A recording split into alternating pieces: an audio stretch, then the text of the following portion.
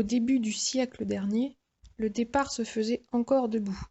Puis petit à petit, les athlètes ont creusé la piste pour se faire des cales de départ, pour évoluer jusqu'à aujourd'hui en starting block électrique. Cette évolution est due à une technique de départ qui a évolué au fur et à mesure des années pour maintenant être une technique de pointe décryptée par les scientifiques. Si le départ a aujourd'hui pris autant d'importance, commençons par analyser les facteurs de réussite chez la sprinteuse nationale. La première chose que l'on peut constater, c'est que toutes ses intentions vont vers l'avant, à tout moment de l'effort. Ensuite, son angle d'éjection réduit et son alignement pied, bassin, épaule avec une extension complète du genou lui permettent de s'éjecter des blocs et de chercher son appui loin devant.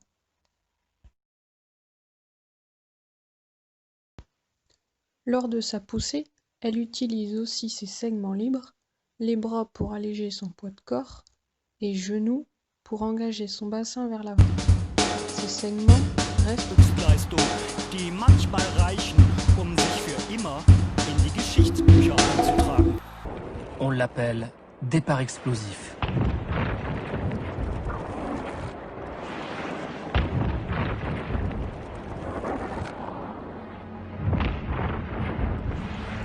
Powell mesure 1,90 m et pèse 88 kg. Il est la preuve que les coureurs de grande taille ne sont pas forcément lents au départ.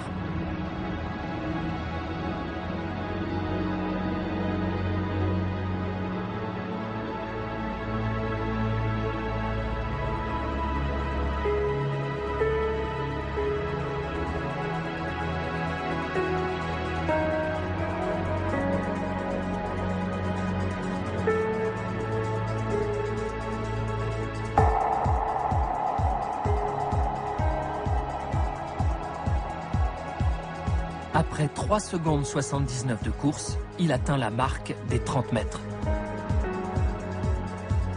D'abord penché en avant, il se redresse petit à petit.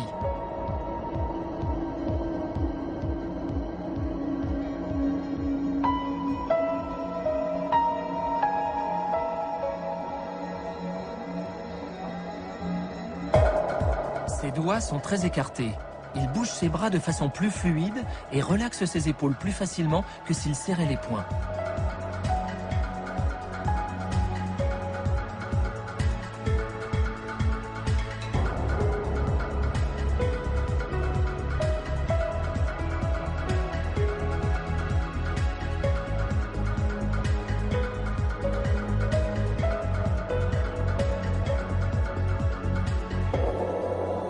À 60 mètres, il atteint sa vitesse de pointe. Il court maintenant à 43,8 km/h.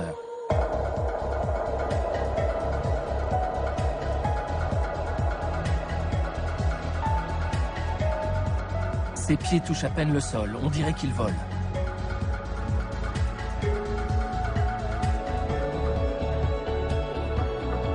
Un départ explosif, suivi de longues foulées sur un rythme rapide.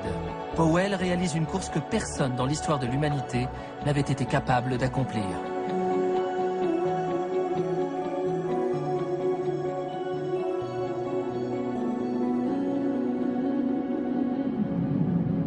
Le muscle relie la colonne vertébrale, le pelvis et le fémur.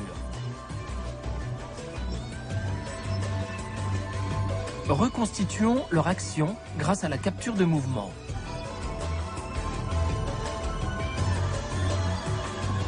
Au moment du départ, ses muscles tirent sur les jambes.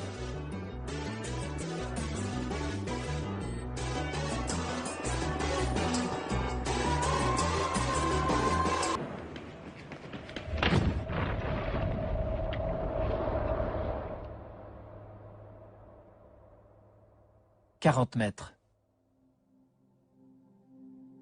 À cet instant, Powell est moins rapide que Gay.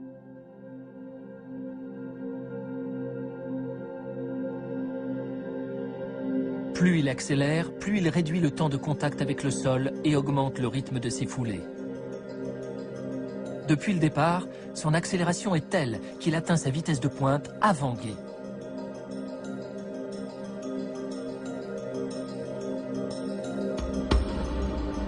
À 60 mètres, Powell court à sa vitesse maximale. Gay ne l'atteint qu'à 70 mètres. Pour comparer leur course à vitesse de pointe, déplaçons Gay à 70 mètres.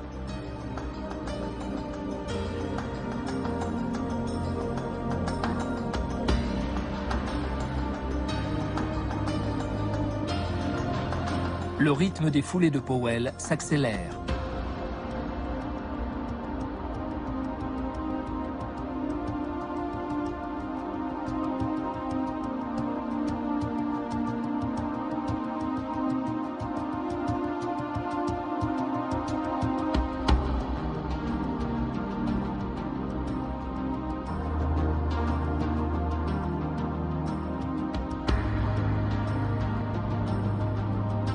Comparons leurs foulées.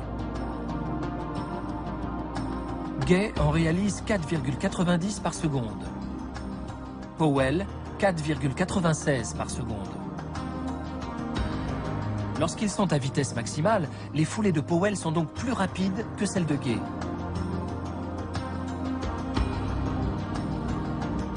La longueur d'une foulée est étonnante. Celle de Gay mesure 2,42 m. Celle de Powell, 2,60 m, soit 18 cm de plus.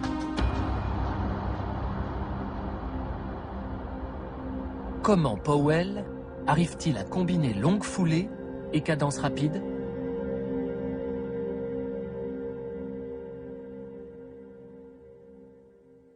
La clé de ce mystère se trouve dans la grande force de rebond générée par un ressort rigide.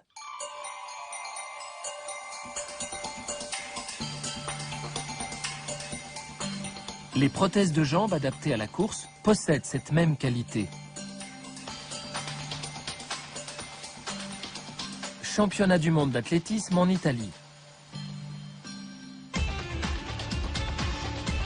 Le coureur équipé de prothèses était dernier, mais termine par un excellent sprint. La matière élastique des prothèses permet un rythme rapide et de grandes foulées.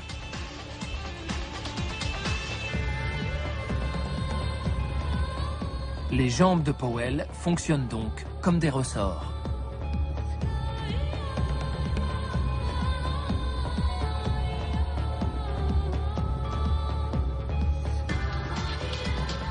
Entraîneur d'athlétisme pour les Jeux Olympiques, Lauren Seagrave effectue depuis longtemps des recherches sur les méthodes de course américaines.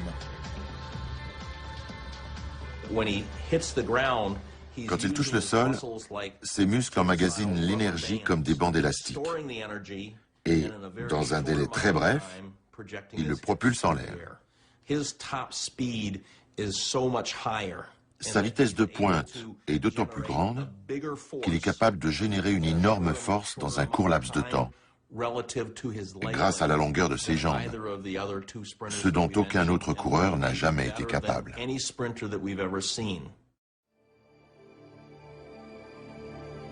Ce sont ces tendons qui font office de ressort. Le tendon relie le muscle à l'os. Quand son pied touche le sol, le tendon est tiré par le muscle de la cuisse, ce qui crée une force interne de restauration. Et quand le tendon se relâche, il déclenche l'énergie élastique qui propulse la jambe loin devant.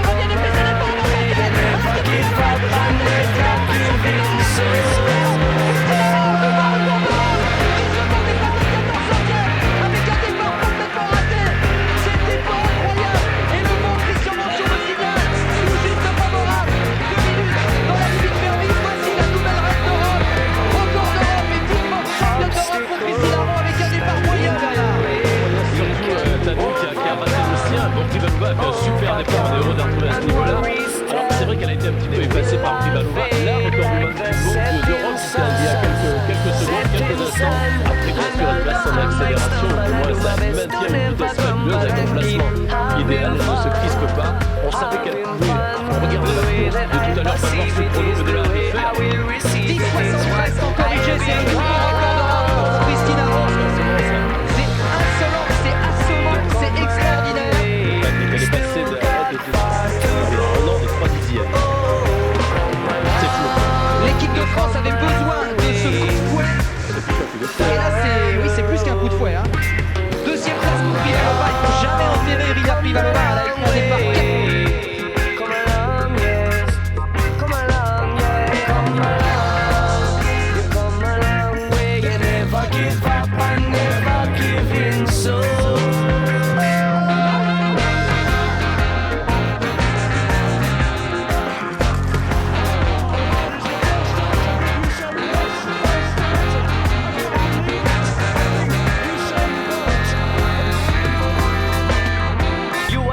I'm a believer, listen yourself and you will receive the truth, the wisdom, the patience and clarity.